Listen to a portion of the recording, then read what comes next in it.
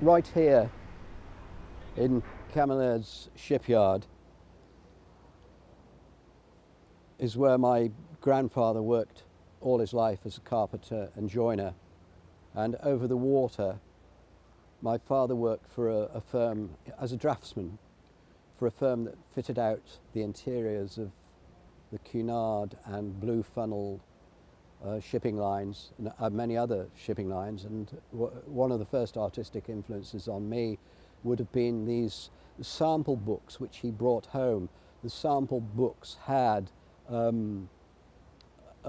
swathes of materials that would have been used on the interiors of these ships. Yeah, we came You in bumped 72. into me in Stroud bus station. Yes, I know. Yeah. But I would still prefer these shapes to drift out over it. I didn't know who the fuck you were. You saw I just saw that you had paint paint all over your shoes, all over your right, trousers and right. shoes. which is Right. what Pete's trousers and My shoes were shoe- like, my- although he mine- hadn't gone into Stroud like that. Mine were exactly the same sort of trousers. So I thought, well, this guy must be heavily involved in paint. Here it does perfectly. You know, all across there is great. But there's just too much of this feeling that it's trying to draw the edges of the painting in, whereas the painting should actually move out to meet the edges. And that, the same thing applies to that.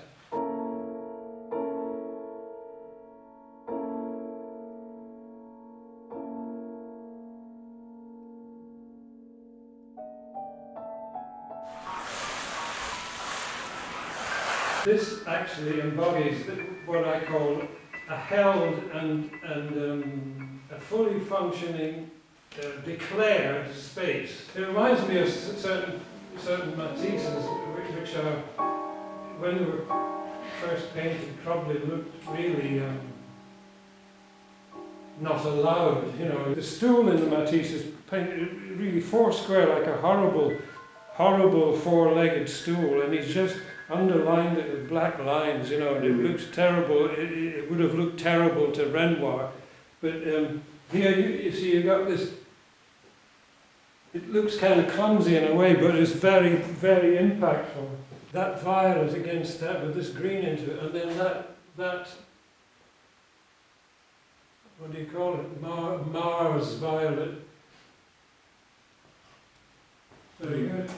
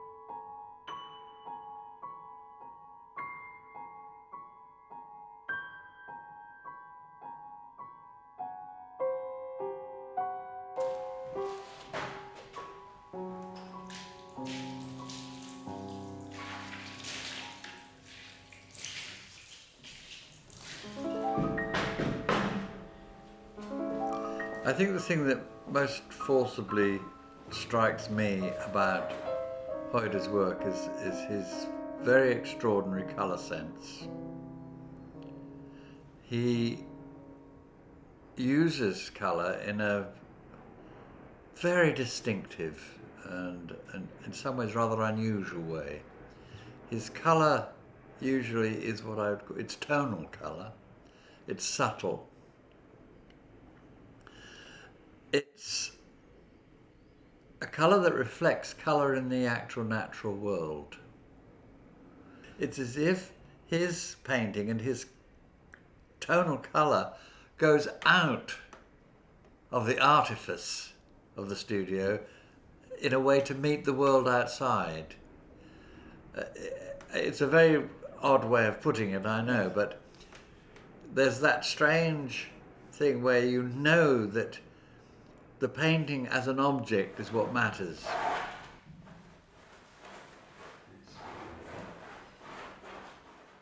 Second thing that may well have influenced me is at the age of 10 I was taken to the Walker Art Gallery over in Liverpool to the first major Van Gogh exhibition in this country, and I saw and remember seeing at the age of 11 the Van Gogh bridge on the Pontoise at Arles, which is constructed of, there is a mechanical bridge. Many people probably know this painting that draws up the bridge from the canal. So you've got this mechanical structure going over the canal, and yet the canal has all this vegetation and rural, bucolic atmosphere to it. So you've got the mixture of the two elements, the man-made and the natural. And I think the structure of this painting certainly has influenced the way I go about structuring a painting, and the mixture of the two elements, I think, although the painting was entirely non-representational, is still evident.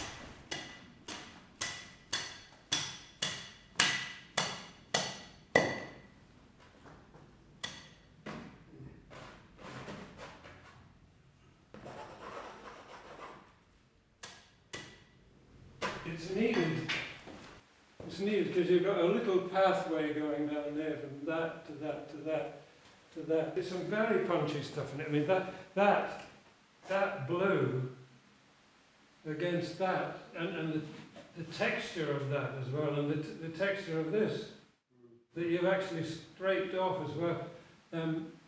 That is terrific. This is terrific. That green.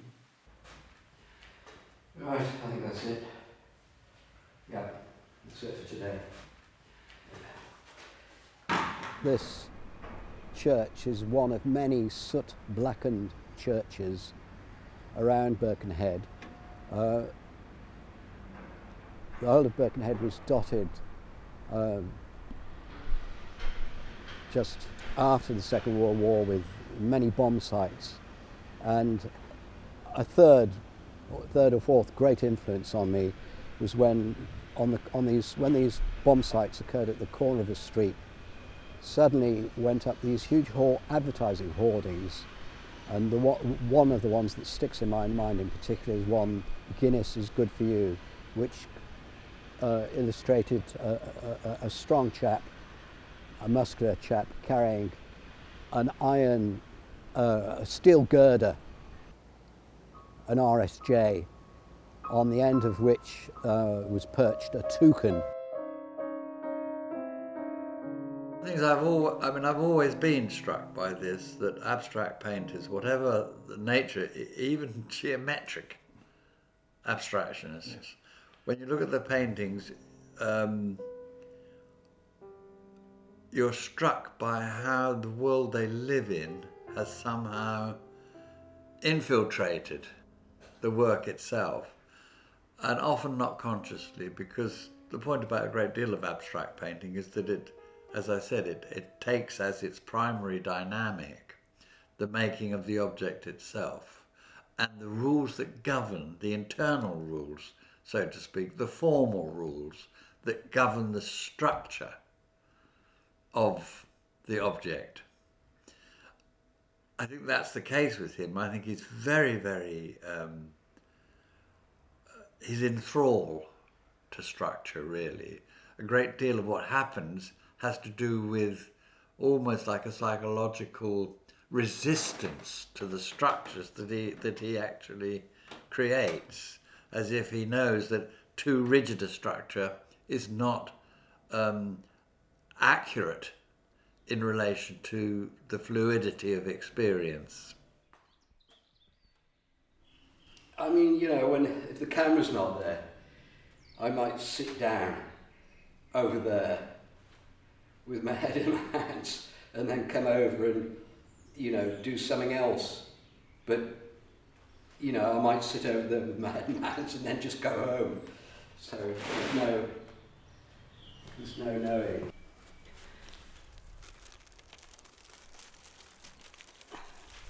That's 1972. So what I was going to say is that about things reoccurring is that you know, those were mainly sprayed.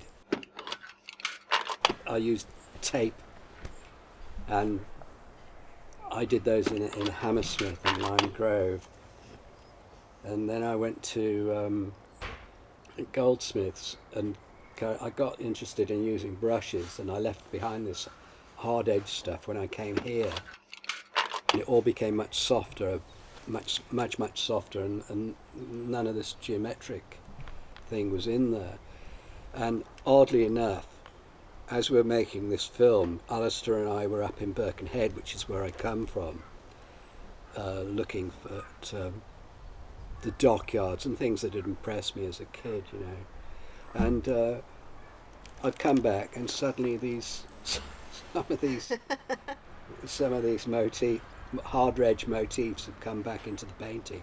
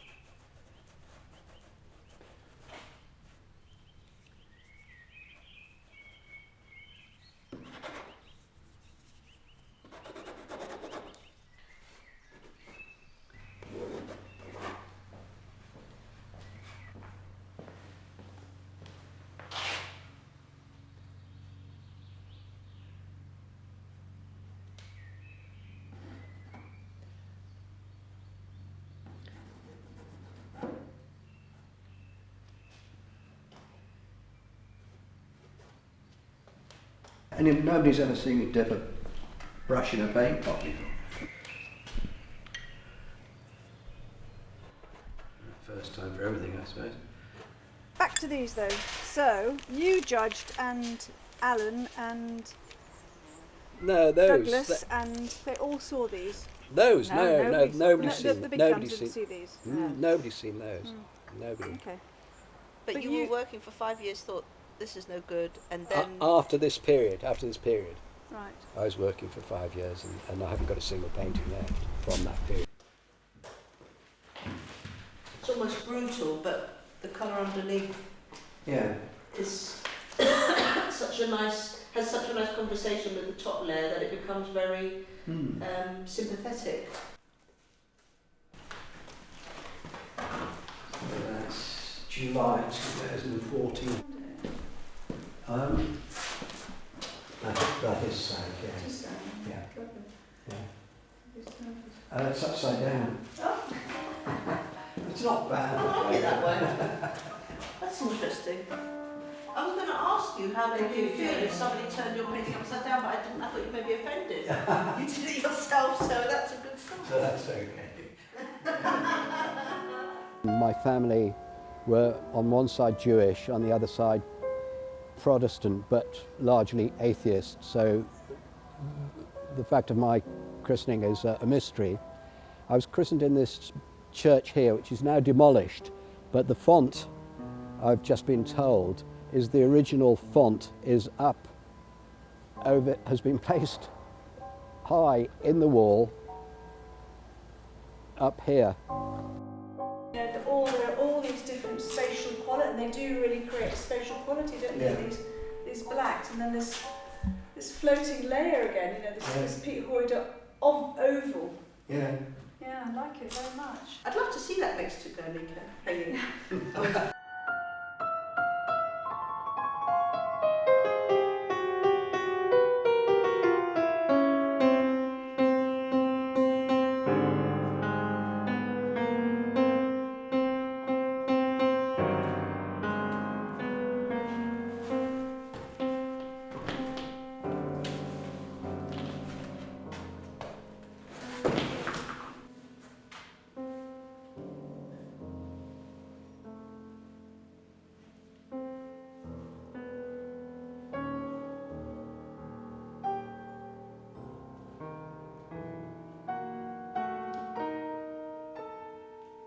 It seems to me absolutely crucial that it's the making process, it's the creative creation, the creative making of the work that is foremost. For him that is, and that's his way in a way of doing what I said, of going out to meet the world.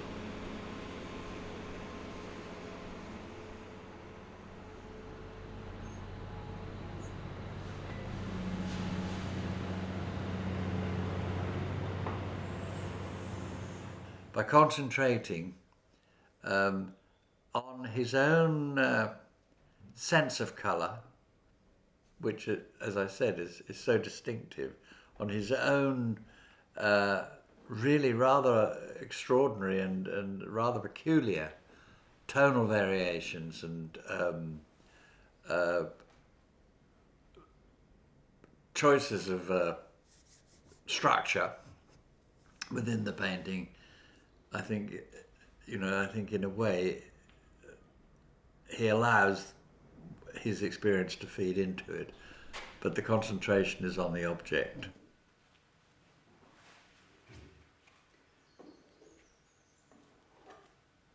We were making a film. We went up to Birkenhead to look at early influences on my, very early influences on my childhood influences on my work, where I might have started. And having come back, these industrial elements, I feel, had got into the painting, which I think the industrial elements and the hard edge got back into the painting, as in this open square motif. Total abstraction. I don't want to do something that could be characterised as total abstraction. You know, merely placing one colour in a skillful way against another colour is simply not enough. There has to be more to it.